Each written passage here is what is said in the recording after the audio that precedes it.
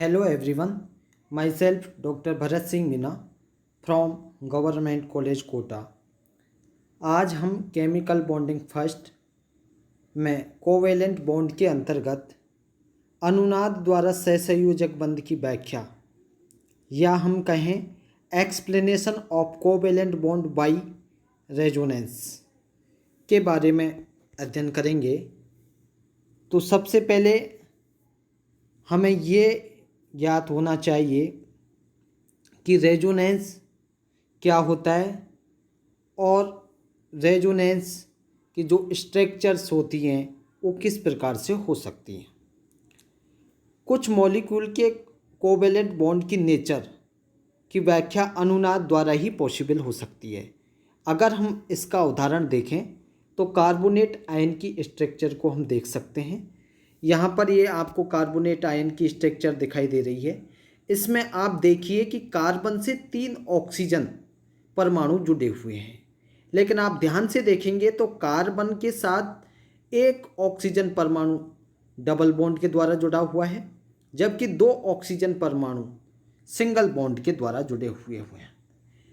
इसके आधार पर हम ये कह सकते हैं कि एक ऑक्सीजन परमाणु का जो बॉन्ड ऑर्डर है वो 2 होना चाहिए, क्योंकि वो डबल बॉन्ड के द्वारा जुड़ा हुआ है, और शेष दोनों ऑक्सीजन परमाणुओं का एक एक होना चाहिए, और कार्बन परमाणु का बंध क्रम 4 होना चाहिए, क्योंकि कार्बन यहाँ कितने बंधों से जुड़ा हुआ है, 2 तो इस ऑक्सीजन के साथ हैं, एक इस ऑक्सीजन आयन के साथ और एक इस ऑक्सीजन आयन के साथ, तो टोटल 4 कार्बन का बॉन्ड ऑर्डर होना चाहिए। लेकिन वास्तव में ऐसा नहीं है। इसका कारण क्या है कि जो कार्बोनेट आयन है कि तीनों ऑक्सीजन परमाणु एक दूसरे के बिल्कुल समान होते हैं और समतलीय संरचना में oxygen single bond carbon single bond oxygen bond angle 120 degree होता है। इसकी व्याख्या पॉलिंग नामक साइंटिस्ट ने रेजोनेंस की कॉन्सेप्ट देकर की। इसके अनुसार उन्होंने बताया कि कार्बोनेट आयन की 3 संभावित संरचनाएं हो सकती हैं, और उन तीनों संभावित संरचनाओं में बारी बारी से या क्रम से एक एक ऑक्सीजन परमाणु द्विबंधित या डबल बॉन्डेड होता है। कैसे? जैसे देखिए, ये आपकी फर्स्ट स्ट्रक्चर है। इसमें ये जो आपका सबसे ऊपर वाला ऑक्सीजन परमाणु है, इसके साथ कार्बन ने डबल बॉन्ड बना रखा है, जबकि नीचे वाले दोनों ऑक्सीजन आयन के साथ कार्बन ने सिंगल सिंगल बॉन्ड बना रखा है।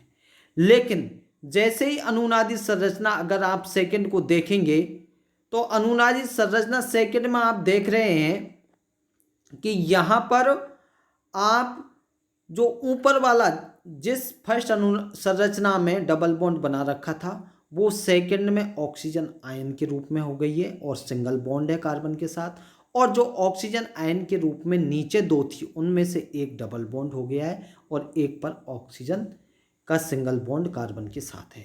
और अगर आप तीसरी इसकी अनुनादी संरचनाएं देखेंगे तो यहाँ देखेंगे कि नीचे की जो सेकंड में 2 लेफ्ट हैंड साइड की जो ऑक्सीजन के साथ डबल बॉन्ड थी वो सिंगल बॉन्ड में बदल गई है, और राइट हैंड वाली जो सिंगल बॉन्ड थी या सिंगल कोवेलेंट बॉन्ड था वो डबल कोवेलेंट बॉन्ड में कन्वर्ट हो गया है। अब आप देखेंगे, लेकिन इन तीनों संरचनाओं का वास्तव में कोई स्वतंत्र एग्जिस्टेंस नहीं है। ये तीनों परस्पर एक दूसरे में इंटरचेंज होती रहती हैं, और अनुनाद को हम एक 2 नोक वाले तीर के द्वारा प्रदर्शित करते हैं। आपको यहाँ दिखाई दे रहा है, ये 2 नोक वाला तीर है। इधर लेफ्ट हैंड साइड में भी इसकी नोक है और राइट हैंड साइड में भी इसकी नोक है। ठीक इसी प्रकार से इसकी भी नोक लेफ्ट एंड राइट दोनों तरफ इसकी नोक है।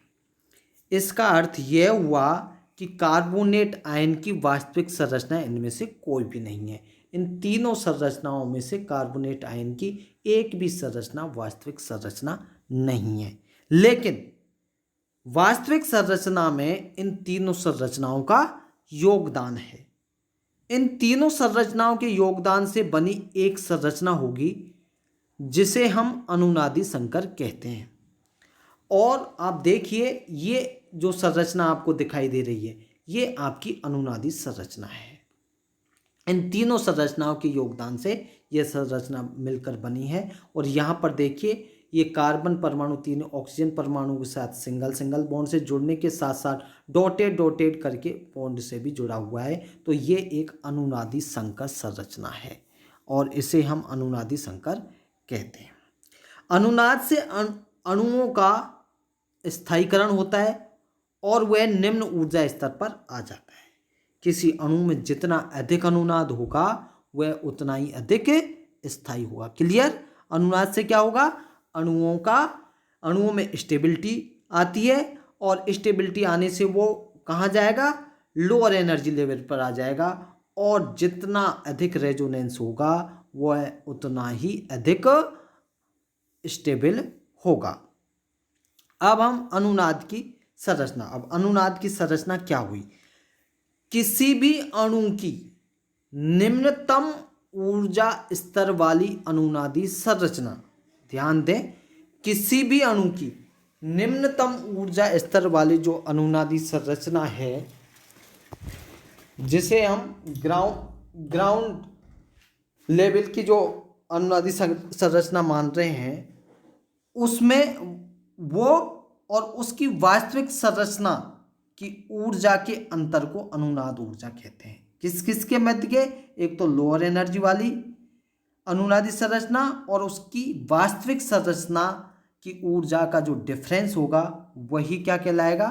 अनुनाद ऊर्जा कहलाएगा। या दूसरे शब्दों में हम और कहें तो उसको इस प्रकार से भी कह सकते हैं कि किसी भी अणु का अनुनादी संकर, जो अभी ये अनुनादी संकर है, किसी भी अणु का जो अनुनादी संकर है अपनी किसी भी अनुनादी संरचना से कम अनुनादी ऊर्जा के बराबर ऊर्जा से अधिक स्थायी होता है। क्लियर? ये अनुनाद ऊर्जा की परिभाषा है। और इसके अगर हम अन्य उदाहरण देखें तो ये अन्य उदाहरण भी आप देख सकते हैं, इनमें किस प्रकार से अनुनाद संरचनाएं पाई जाती है। सबसे पहले देखिए आप सल्फेट आयन का, इसे हम निम्न सहयोगी संरचनाओं द्वारा प्रदर्शित कर सकते हैं। ये इसकी फर्स्ट संरचना है जिसमें क्या है कि चारों ऑक्सीजन परमाणुओं में से आप देखेंगे सल्फर 2 ऑक्सीजन परमाणु ऊपर और नीचे बिल्कुल ठीक 180 डिग्री पर देखेंगे तो 2 कोऑर्डिनेशन बॉन्ड बना रखे हैं और नीचे वाले कोऑर्डिनेशन बॉन्ड के लेफ्ट और राइट में देखेंगे तो दोनों ऑक्सीजन परमाणु सिंगल बॉन्ड के द्वारा जुड़े हुए हैं। और यहाँ पर सल्फेट 2+ आयन के रूप में मौजूद है। तो आप देखेंगे पहली संरचना में कितने कोऑर्डिनेशन बॉन्ड है? 2।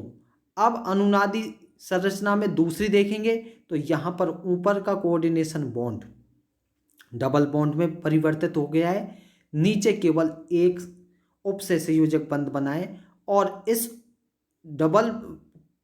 ऊपर वाले उपसहसंयोजक बंध के डबल बॉन्ड में परिवर्तित होने से जो सल्फर पर 2+ आवेश था वो +1 में परिवर्तित हो गया है। यहाँ का जो माइनस आवेश था कोऑर्डिनेशन बॉन्ड के साथ वो माइनस आवेश परिवर्तित हो गया है।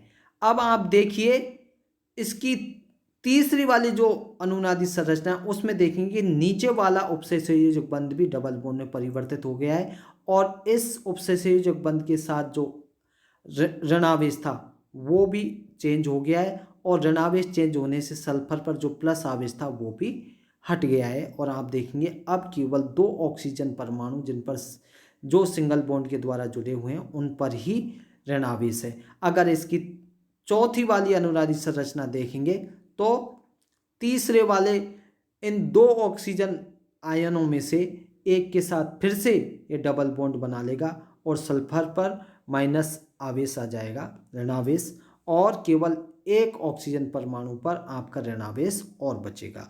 और अगर इसी प्रकार से इसकी लास्ट अनुनादी संरचना देखें तो चारों ऑक्सीजन परमाणु डबल बॉन्ड के द्वारा सल्फर से जुड़ जाएंगे और सल्फर पर फाइनली 2- आवेश आ जाएगा। तो ये सल्फेट आयन की ये पांचों की पांचों अनुनादी संरचनाएं हैं। इन सभी संरचनाओं का वास्तविक संरचना में योगदान होता है। इसी प्रकार से अगर आप नाइट्रेट आयन के लिए भी देखें तो इसके लिए भी 3 अनुनादी संरचनाएं संभव हैं।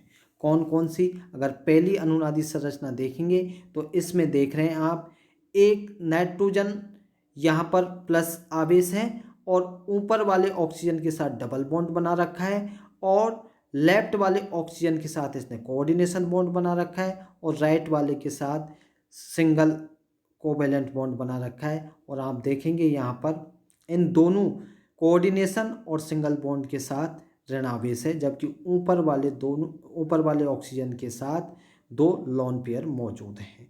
इसी प्रकार से इसका दूसरी अनुनादी संरचना देखें तो आप देखेंगे कि जो ऊपर डबल बॉन्ड था वो कोऑर्डिनेशन बॉन्ड में परिवर्तित हो गया है और यहाँ पर 3 लोन पेयर के साथ साथ ऋण आवेश आ गया है और नीचे वाला सिंगल बॉन्ड था वो डबल बॉन्ड में, राइट हैंड वाला डबल बॉन्ड में परिवर्तित हो गया है। इसी प्रकार से इसकी लास्ट अगर अनुनादी संरचना देखेंगे तो यहाँ पर जो लेफ्ट हैंड वाला सिंगल कोवेलेंट बॉन्ड है वो डबल बॉन्ड में परिवर्तित हो गया है और इस पर जो माइनस आवेश था, ऋण आवेश था, वो ऋण आवेश चेंज हो गया है। तो आप इस प्रकार से देखेंगे नाइट्रेट आयन की भी 3 अनुनादी संरचनाएं। इसी प्रकार से आप अगर CO की भी देखें, कार्बन मोनोऑक्साइड, तो इसके निम्न संभावित सूत्र हैं।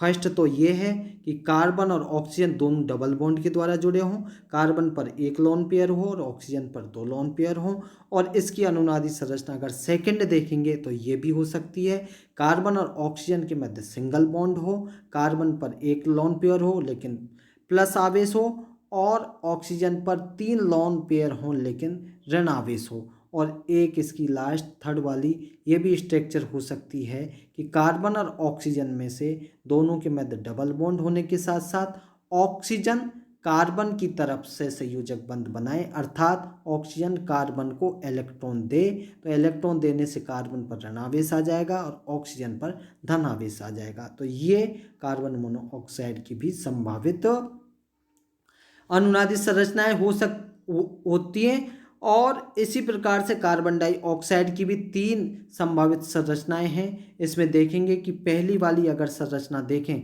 तो कार्बन सेंटर में है, दोनों ऑक्सीजन लेफ्ट और राइट के साथ डबल डबल बॉन्ड बनाने के साथ दोनों ऑक्सीजन परमाणुओं पर 2 लोन पेयर हैं और इसे हम सममित संरचना कहेंगे, क्योंकि समान रूप से इस ऑक्सीजन और इस ऑक्सीजन दोनों ऑक्सीजन के साथ डबल डबल बॉन्ड हैं, तो ये दोनों बंध भी समान हैं और लोन पेयर की संख्या भी दोनों ऑक्सीजन परमाणु पर समान होने के कारण इसे सममित या सिमेट्रिकल स्ट्रक्चर कहेंगे। और इस अनुनाद के द्वारा 2 एसिमेट्रिकल स्ट्रक्चर्स का भी निर्माण होगा, लेकिन अनुनाद में इनका कम योगदान है। और ये दोनों अनुनाद संरचनाएं कैसी हो सकती हैं? इसमें क्या होगा कि सेंटर में जो कार्बन है वो किसी एक ऑक्सीजन परमाणु के साथ ट्रिपल बॉन्ड बना ले और दूसरे ऑक्सीजन के साथ सिंगल बॉन्ड बना ले, अर्थात हम कहें कि ये डबल बॉन्ड इधर शिफ्ट हो गया।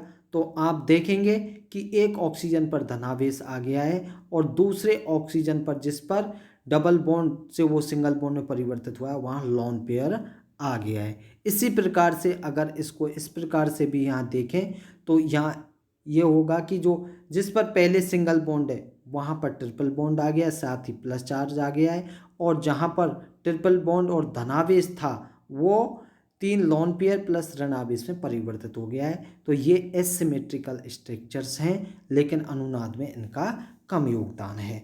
अब आप देखते हैं बेंजीन की संरचनाओं के लिए, तो अनुनाद में प्रमुख रूप से केकुले की संरचनाओं का योगदान है।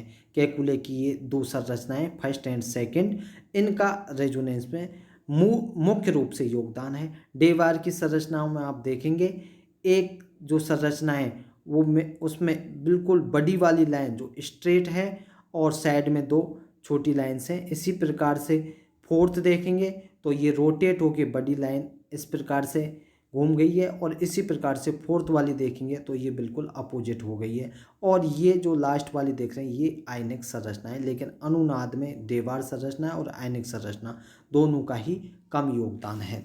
बेंजीन के लिए अगर संरचनाएं देखें तो आप यहाँ ध्यान से देखेंगे कि अगर प्रथम दो कैकुले की संरचनाओं का ही मुख्य योगदान मानते हैं रेजोनेंस में, क्योंकि तीनों डेवार्ड संरचनाओं में जो वलय को दो भागों में बांटने वाला एक लंबा बंध है, जिससे कि वे उच्च ऊर्जा स्तर के हो जाएंगे। और इसी प्रकार संरचना जो लास्ट संरचना आयनिक संरचना है उसमें एक कार्बन परमाणु का अष्टक अपूर्ण है, जबकि वलय में उसके सामने वाले कार्बन परमाणु ऋणावेशित है। यहाँ भी उच्च ऊर्जा स्तर का हो जाएगा, अनुनाद में निम्नतम योगदान ही देगा। क्लियर? यहाँ पर निम्नतम योगदान है किसका? डेवार्ड संरचना का और आयनिक संरचना, क्योंकि इससे इनकी उच्चतर ऊर्जा स्तर का हो जाने के कारण इनके अनुनाद में योगदान कम होगा। अब है अनुनाद के नियम। अनुनाद के नियम कौन कौन से नियम हैं अनुनाद के? अनुनाद में किसी अणु की समस्त संभावित संरचनाओं का योगदान नहीं होता है, जैसा अपन कार्बोनेट आयन में भी पढ़ चुके हैं। केवल उन्हीं संरचनाओं का योगदान मानते हैं जो अनुनादी संकर अर्थात वास्तविक संरचना के नजदीक है। क्लियर? सभी संरचनाओं का योगदान नहीं होता है। और इसके लिए अनुनाद के लिए कुछ नियम हैं जिनका पालन करते हैं। पहला है प्रत्येक सहयोगी संरचना में ध्यान दें, प्रत्येक सहयोगी संरचना में परमाणुओं की आपेक्षिक व्यवस्था समान होनी चाहिए और उनके बंध कोण व बंध लंबाई के मान प्रेक्षित मानों से अधिक भिन्न नहीं होने चाहिए। क्लियर? जो ऑब्जर्व्ड वैल्यूज हैं उससे ज़्यादा उनके वैल्यूज और बॉन्ड एंगल डिफरेंट नहीं होने चाहिए। दूसरा है प्रत्येक सहयोगी संरचना में अयुग्मित इलेक्ट्रॉन की संख्या समान होनी चाहिए। जो सहयोगी संरचना उसमें ऐसा ना हो वो एक में तो अधिक है और दूसरे में कम है, अयुग्मित इलेक्ट्रॉन की संख्या भी बराबर होनी चाहिए। तीसरा है सभी सहयोगी संरचनाओं की ऊर्जा लगभग बराबर होनी चाहिए। ऐसा नहीं होना चाहिए कि एक की तो अधिक है और दूसरे की बहुत कम है। तो उच्च ऊर्जा स्तर वाली संरचनाएं अनुनाद में अधिक योगदान नहीं देती, जैसा कि बेंजीन की अपन ने संरचना 6 में देखा था कि यहाँ पर इस कार्बन का तो क्या है अष्टक अपूर्ण था नीचे वाले का, और इसमें अधिक होने के कारण ये उच्च ऊर्जा स्तर का हो जाएगा। अनुनाद में कोई योगदान नहीं होता है, इसलिए इसका अनुनाद में कोई योगदान नहीं होता है। जिस संरचना में निकटतम परमाणुओं पर समान आवेश हो वह भी अनुनाद में कोई योगदान नहीं देती। उदाहरण के लिए हाइड्रोजोइक अम्ल NH3 की निम्न 3 संभावित संरचनाएं देख सकते हैं। यहाँ पर देख रहे हैं ये इस नाइट्रोजन और इस नाइट्रोजन तीनों नाइट्रोजन पर अलग अलग चार आवेश है। यहाँ पर प्लस है, यहाँ पर ऋणावेश है और यहाँ पर लोन पेयर है केवल।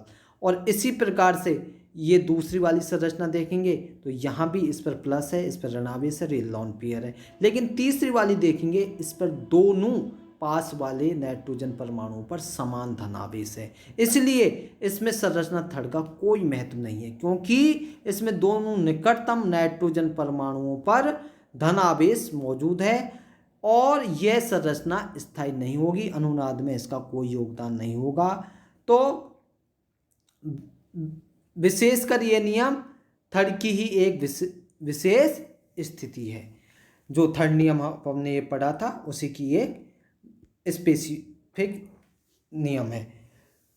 पांचवा वे संरचनाएं जिनमें धन विद्युतीय तत्व पर ऋणावेश हो और ऋण विद्युतीय तत्व पर धनावेश। ध्यान दें, अगर धन विद्युतीय तत्व है उस पर ऋणावेश है और ऋण विद्युतीय तत्व है उस पर धनावेश है, अनुनाद में कोई योगदान नहीं देती हैं। उदाहरण के लिए जैसे HF में देखें तो अगर फ्लोरीन पर प्लस आवेश है का अनुनाद में कोई योगदान नहीं होगा। इसी प्रकार एसीटोन में एक प्रोटॉन निकले तो एक ऋणायन बनता है और उस ऋणायन जैसे यहाँ पर देखें, यहाँ पर कार्बन पर ऋणावेश की तुलना में ये इस वाले का ज़्यादा योगदान होगा, क्योंकि इसमें जो ऋण विद्युतीय किस पर है, ऑक्सीजन पर। जैसा कि अभी बताया कि अगर विपरीत आवेश होगा धन विद्युतीय पे, जैसे कार्बन ये धन विद्युतीय था और इस पर ऋणावेश है, और अगर ऑक्सीजन होता उस पर धनावेश होता तो उसका योगदान भी नहीं होता।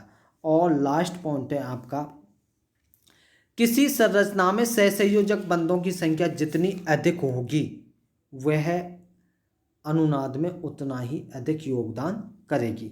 जैसे देखिए BF3 के लिए यहाँ पर कितने सहसंयोजक बंध हैं आपके, 2 तो इन दोनों फ्लोरीन के साथ हैं और 2 इस फ्लोरीन के साथ हैं। भी उपयोगी है, इनमें फ्लोरीन के एक ऋण विद्युतीय तत्व पर धनावेश मौजूद है।